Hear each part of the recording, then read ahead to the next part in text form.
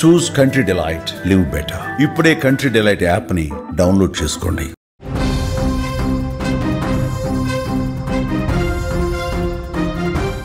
Breaking news చూస్తున్నాం. చిన్నారి హితీక్ష హత్య కేసులో సంచలన విషయాలు బయటకు వస్తున్నాయి.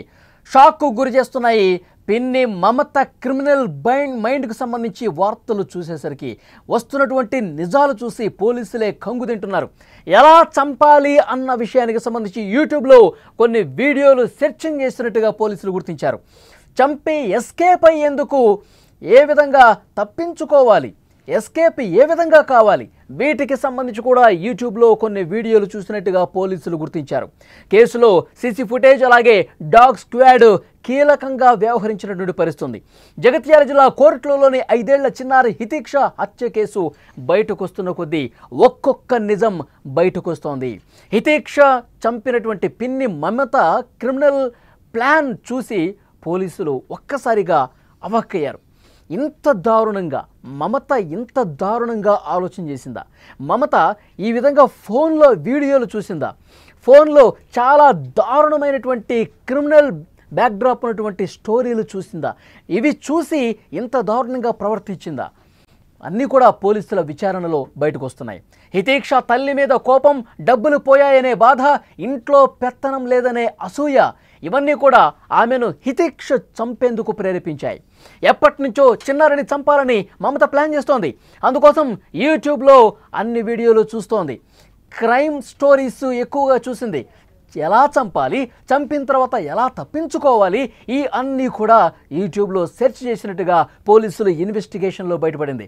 పోలీసులకు దొరకకుండా ఉండేందుకు ఎలా తప్పించుకోవాలి, వీటన్నింటికి సంబంధించినటువంటి సమాచారం కూడా యూట్యూబ్లో చూసినట్టుగా తెలుస్తోంది. అందులో భాగంగానే ఎవరూ లేని పక్క నివాసానికి వెళ్ళి పక్కన ఇంట్లో ఎవరూ లేకపోవడంతో ఇదే సరైన సమయం, ఇదే సరైన సందర్భం, ఈ ఇంట్లో అయితేనే కరెక్ట్ అని చెప్పి తెలివిగా భావించింది. అతి తెలివితో బట్టలు మార్చుకుని హత్య చేసి దుస్తులను కూడా దూరంగా పడవేసినటువంటి పరిస్థితి. పోలీసుల విచారణలో అన్నీ కూడా బయటకు వస్తున్నాయి. పోలీసులు తమదైన స్టైల్లో విచారించగా మొత్తం ఒప్పేసుకుంది. సీన్ టు సీన్ అసలు ఏం జరిగిందో మీకు కొద్ది నిమిషాలు ఎక్స్ప్లెయిన్ చేసే ప్రయత్నం చేస్తా. అసలు ఆ పాపను పక్కింట్లోకి తీసుకెళ్లిన దగ్గర నుంచి పోలీసులు పట్టుకునే వరకు ఏం జరిగిందో ఒక్కసారి మీకు వివరించే ప్రయత్నం చేస్తా. శనివారం సాయంత్రం సరిగ్గా 6 గంటల సమయంలో పాప ఆడుకుంటూ ఉంది. పాప అందరు పిల్లలతో చాలా సరదాగా సంతోషంగా ఆడుకుంటూ ఉంది పాప. ఆ సమయంలో మమత ముందే ఒక ప్లాన్ గీసేసింది. ఎందుకంటే అప్పటికే చాలా కక్ష, పగ, కుటుంబంలో తనకు ప్రాధాన్యత లేకపోవటం, నవీన్కే అందరూ సపోర్ట్ చేయటం, ఒకవైపు నేను ఏదైతే డబ్బులు పెట్టానో పోగొట్టుకున్నానో బెట్టింగ్స్లో, ఇవన్నీ కూడా ఆమెని మైండ్ని డైవర్ట్ చేసి పారేశాయి. సో నవీన చాలా సంతోషంగా ఉంది, నవీన పిల్లలతో చాలా సంతోషంగా ఉంది, నవీనకి కుటుంబంలో ప్రాధాన్యత దక్కుతుంది, మొత్తం అక్కే చూసుకుంటుంది, నన్ను అసలు ఎవరూ పట్టించుకోవటం లేదు అని ఒక అక్కసు, ఒక అసూయ పెంచుకుంది అక్క పట్ల. వెంటనే ఏం చేసింది? పాపను చంపాలనుకుంది. పాపను చంపితే అప్పుడు అక్కడ అక్క బాధపడుతుంది, అక్క కన్నీళ్లు పెట్టుకుంటుంది. అక్క జీవితంలో ఏదో కోల్పోయానంటూ కొన్ని సంవత్సరాల పాటు బాధతో గడుపుతుంది. ఆ బాధ నాకు కావాలి. అక్క నవీన బాధపడటం, కన్నీళ్లు పెట్టుకోవటం, రోధించటం నేను స్వయంగా చూడాలి అని ఒక సైకో మనస్తత్వంతో ఇంతటి దారుణానికి తెగబడ్డట్టుగా తెలుస్తోంది. ఏం చేసింది? పాప ఆడుకుంటున్న సమయంలో అప్పటికే ముందు ప్లాన్ అనుకుంది. ఒక కత్తి, ఒక కట్టరు కవర్లో పెట్టుకుంది. కవర్లో పెట్టుకొని ఆ పాపను తీసుకెళ్ళింది, పక్క ఇంట్లోకి తీసుకెళ్ళింది. అప్పటికే ఆ ఇంట్లో ఎవరూ లేరని నిర్ధారించుకుంది. కొన్ని రోజుల పాటు వాళ్ళు రారని చెప్పి నిర్ధారించుకుంది. ఆ నిర్మానుషమైనటువంటి ప్రదేశం, మనుషులు ఎవరూ లేని ఆ ఇంటికి ఆ పాపను తీసుకెళ్ళింది. పాపం ఆ పాపకేం తెలుసు? అభం శుభం తెలియనటువంటి ఒక అమాయకురాలు, 5 సంవత్సరాల చిన్న పాప. పిన్ని ఎక్కడికో తీసుకెళ్తుంది, పక్కింట్లో ఏదన్నా పనుందేమో, తోడుగా నన్ను తీసుకెళ్తుందేమో అని భావించింది ఆ అమాయకపు పాప హితీక్ష. పిన్నితో పాటు చాలా ప్రేమగా వెళ్ళిపోయింది. పిన్ని పిన్ని అనుకుంటూ వెంట నడిచింది, ఆ ఇంట్లోకి వెళ్ళింది. వెళ్ళిన తర్వాత తన మనసులో ముందే ఊహించుకున్నటువంటి ఆ క్రైమ్ స్టోరీ యూట్యూబ్ చూసి కొన్ని వీడియోలు, అప్పటికే కొన్ని క్రైమ్కి సంబంధించినటువంటి నేరపూరిత కథనాలు, స్టోరీలన్నీ చూసి మైండ్లో పెట్టుకుంది. కత్తితో అయితేనే ఒక్క దెబ్బతో పొడిచి చంపేయొచ్చు అని భావించింది. బాత్రూంలోకి తీసుకెళ్ళిపోయింది. ఆ ఇంట్లోని బాత్రూంలోకి తీసుకెళ్ళి ఒక మూలన కూర్చోపెట్టి గొంతు మీద చెయ్యి వేసి గొంతు పిసికి తర్వాత నోరు పట్టుకొని నోరు కూడా మూసేసి తీసుకొచ్చినటువంటి ఆ కట్టరు కత్తితో గొంతు మీద పొడిచి గొంతుతో కోసి చంపి చాలా దారుణంగా చంపినటువంటి పరిస్థితి ఉంది. ఎక్కడ వాళ్ళ చిన్న సౌండ్ కూడా రాకుండా ఉండేందుకు మూతి మీద చేయి గట్టిగా పట్టుకొని అభం శుభం తెలియని ఆ పాపను చాలా అంటే చాలా దారుణంగా చంపేసిన పరిస్థితి ఉంది. మమత కూడా 2 అమ్మాయిలు ఉన్నారు, 2 పిల్లలు ఉన్నారు. కనీసం తన పాప గుర్తుకు రాలేదా? తనకు కూడా చిన్న పిల్లలు 2 అమ్మాయిలు ఉన్నారు కదా, చిన్న పాపలు ఉన్నారు కదా. పాపం నవీన కూతుర్ని నేను చంపటం కరెక్టేనా? నవీన కూతుర్ని ఈ విధంగా అత్యంత దారుణంగా కత్తి తీసుకొని మెడ మీద కోసి చంపటం కరెక్టేనా? నాకు కూడా ఆడపిల్లలు ఉన్నారు కదా, నాకు కూడా చిన్నపిల్లలు ఉన్నారు కదా, నవీన కూతురు నా కూతురు లాంటిదే కదా అని ఎందుకు అనుకోలేదు? ఆ అమాయకపు పాపను చాలా దారుణంగా చంపేసింది. రక్తపు మడుగులో అదే బాత్రూంలో పడిపోయి ఉంది. వెంటనే ఆ కట్టర్, ఆ కత్తి తను వెంట తెచ్చుకున్నటువంటి కవర్లోనే పెట్టుకుని బయటకు వచ్చింది. బయటకు వచ్చి సాయంత్రం 7 గంటల సమయం అవుతుంది.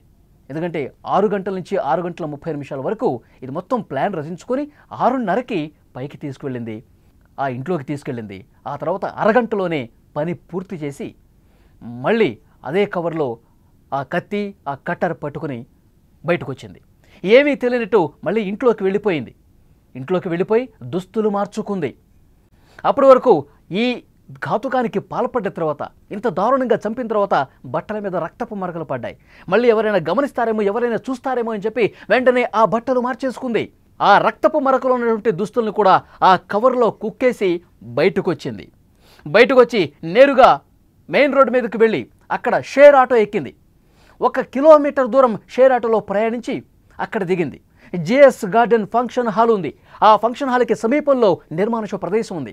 అక్కడ ఎవరు కూడా మనుషులు లేరు, అటువైపు రాకపోకలు ఎవరు సాగించలేదు, నిర్మానుష్యంగా ప్రదేశం ఉంది, చీకటిగా ఉంది, ఇక్కడ నన్ను ఎవరు చూడరు అని భావించి నేరుగా కొద్ది దూరం అక్కడ నడుచుకుంటూ పోయి ఫంక్షన్ హాల్ బ్యాక్ సైడ్ ఆ కవర్ని పడేసింది. అందులో కత్తి, కటర్, రక్తపు మరకలతో ఉన్నటువంటి తను ధరించిన దుస్తులు అన్నీ కూడా అక్కడ పడేసి నన్ను ఎవరు చూడలేదు, నేను ఇంకా ఎవరికి దొరకను అంటే ఇది కూడా ఎట్లా ప్లాన్ వేసుకుంది?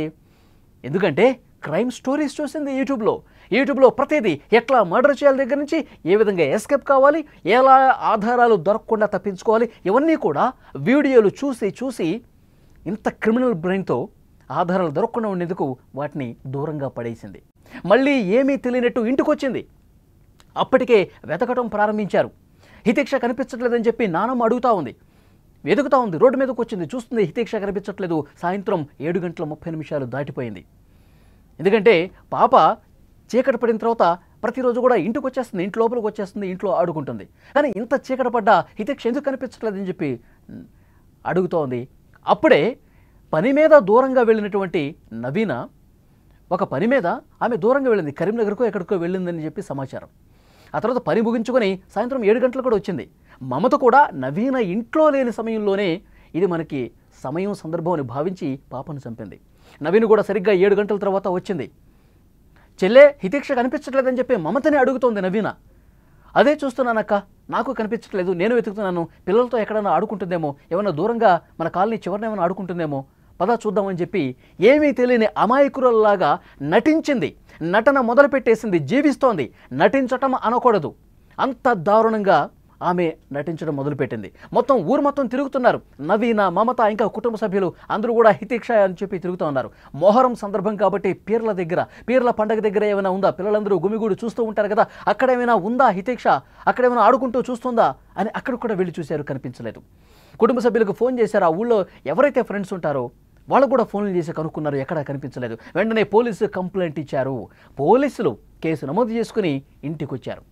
ఇంటికి వచ్చి పూర్తిగా పరిస్థితి చూశారు, వెతకటం మొదలుపెట్టారు. అన్నీ గాలిస్తుంటే పక్కింట్లో బాత్రూంలో పడి ఉన్నటువంటి విషయాన్ని డాగ్ స్క్వాడ్ గుర్తించింది. ఎందుకంటే ఘటనా స్థలం నుంచి పోలీసులు తను తెచ్చుకున్నటువంటి డాగ్ స్క్వాడ్ని అక్కడ సెర్చింగ్ కోసం పంపితే ఎక్కడైతే ఘటన జరిగిందో ఆ ప్లేస్ నుంచి నేరుగా ఆ డాగ్ ఎక్కడ ఆగలేదు, డైరెక్ట్గా మమత, నవీన ఉంటున్నటువంటి ఇంట్లోనే ఆగిపోయింది. ఆ ఇంటి దగ్గరకు వచ్చి ఆగిపోయింది. అంటే రక్తపు వాసనను ఆ డాగ్ పసిగట్టింది, తప్పించుకోలేకపోయింది. పోలీసులకు అనుమానం వచ్చింది. ఎక్కడైతే ఘటనా స్థలం నుంచి ఆ డాగ్ అట్లాగే ఎక్కడ ఆకుండా నడుచుకుంటూ వచ్చి మమత ఇంటి దగ్గరే ఆగిపోయేసరికి పోలీసులు అనుమానం వచ్చింది. కుటుంబ సభ్యులే ఈ ఘాతుకానికి పాల్పడి ఉంటారని చెప్పి ప్రాథమికంగా అనుమానం వ్యక్తం చేశారు. వెంటనే సీసీ ఫుటేజ్ పరిశీలించారు. సీసీ ఫుటేజ్లో చాలా స్పష్టంగా ఉంది, పాప తప్పిపోయినప్పుడు, పాప కనిపించకుండా పోయినప్పుడు 6 గంటల 30 నిమిషాల సమయంలో, తర్వాత 6 గంటల 30 నుంచి 7 గంటల సమయం, ఈ అరగంట వ్యవధిలో 6 సార్లు మమత ఇంటి నుంచి బయటికి రావటం, లోపలికి వెళ్ళటం, బయటికి రావటం, లోపలికి వెళ్ళటం చూసింది. పోలీసులు చూశారు. అనుమానం బలపడింది. కుక్క ఇంటి దగ్గరకు వచ్చి ఆగిపోవటం, ఇంట్లో ఉన్నటువంటి మమత ఆ సమయంలో, సాయంత్రం సమయంలో 6 సార్లు లోపలికి బయటికి రావటం, ఆ తర్వాత డ్రెస్ మార్చుకుని ఒకసారి బయటికి రావటం, ఇవన్నీ గమనించినటువంటి పోలీసులు మమత మీద అనుమానం వ్యక్తం చేశారు. పిన్నే చంపే ఉంటుందని చెప్పి వాళ్ళ అనుమానం బలపడింది. వెంటనే ఆమెని అదుపులోకి తీసుకొని తమదైన స్టైల్లో క్వశ్చన్ చేశారు. 4 తగిలించారు. ముందుగా ఒక గంట సేపు ఏం సమాధానం చెప్పలేదు, గంట సేపు ఏం మాట్లాడలేదు. అంతకుముందు ఎంతగా నటించింది. నవీనితో పాటు కూర్చొని బోరును విలపిస్తోంది, తలగొట్టుకుంటోంది. హితిక్ష, నిన్ను ఎవరు చంపారు? హితిక్ష, మమ్మల్ని దూరంగా వెళ్ళిపోయావు ఎందుకు? ఎవరు ఈ పాపానికి ఒడిగట్టారంటూ తల్లి నవీనితో పాటు, తన అక్క నవీనితో పాటు కూర్చొని రోధిస్తోంది, నాటకాలు ఆడుతుంది. ఆసుపత్రి దగ్గర, ఇంటి దగ్గర జీవించేసిందని చెప్పాలి.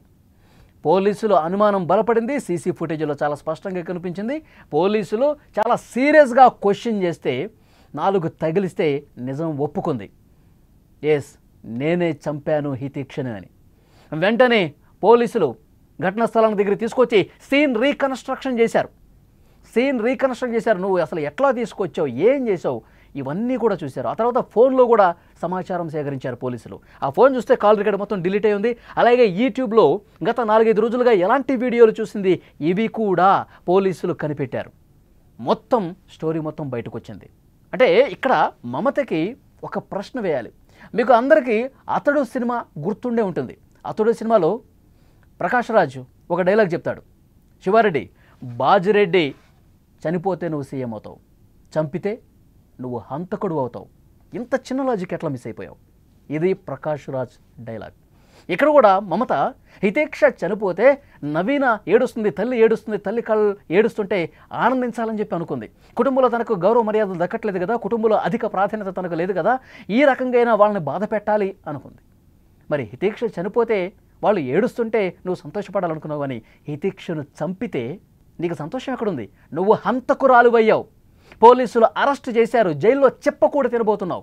ఇంత చెత్త ఆలోచించి, ఇంత దుర్మార్గంగా ఆలోచించి, ఇంత కిరాతకంగా ప్రవర్తించి నువ్వు జైలు పాలయ్యావు. ఈ చిన్న లాజిక్ మమత ఎట్లా మిస్ అయింది? అంటే కేవలం అసూయ, అక్కసుతో, దారుణమైన ఆలోచనతో యూట్యూబ్ వీడియోలు చూసి హత్య చేసింది, తప్పించుకునే ప్రయత్నం చేసింది. కానీ పోలీసులు దర్యాప్తు చేస్తే ప్రతి ఒక్క క్లూని వదలకుండా పట్టుకొని దర్యాప్తు చేస్తే ఇంటి దొంగ పట్టించింది. ఆ డాగ్ స్క్వాడ్ కీలక పాత్ర పోషించింది. ఆ తర్వాత సీసీ ఫుటేజ్, మార్చుకున్న డ్రెస్సులు ఇవన్నీ కూడా మమతను పట్టించాయి. ఆ తండ్రి పాపం దుబాయ్లో ఉంటారు. తండ్రి, మామ దుబాయ్లో పనిచేసుకుంటూ ఉన్నారు, నెల డబ్బులు పంపిస్తూ ఉన్నారు. కానీ ఇక్కడ మమత మైండ్ సెట్ను గురించి కూడా ఒకసారి ఆలోచించాలి. తను బెట్టింగ్ యాప్స్ వాడి విపరీతంగా డబ్బులు పోగొట్టుకుందంట. బిట్కాయిన్లో కూడా డబ్బులు పెట్టిందట. 30 లక్షల రూపాయల వరకు నష్టం చేసింది, డబ్బుల్ని గుల్ల చేసిందని చెప్పి అప్పటికే కుటుంబ సభ్యులు ఆమె మీద ఆగ్రహం వ్యక్తం చేస్తూ ఉన్నారు. గొడవలు జరుగుతూ ఉన్నాయి.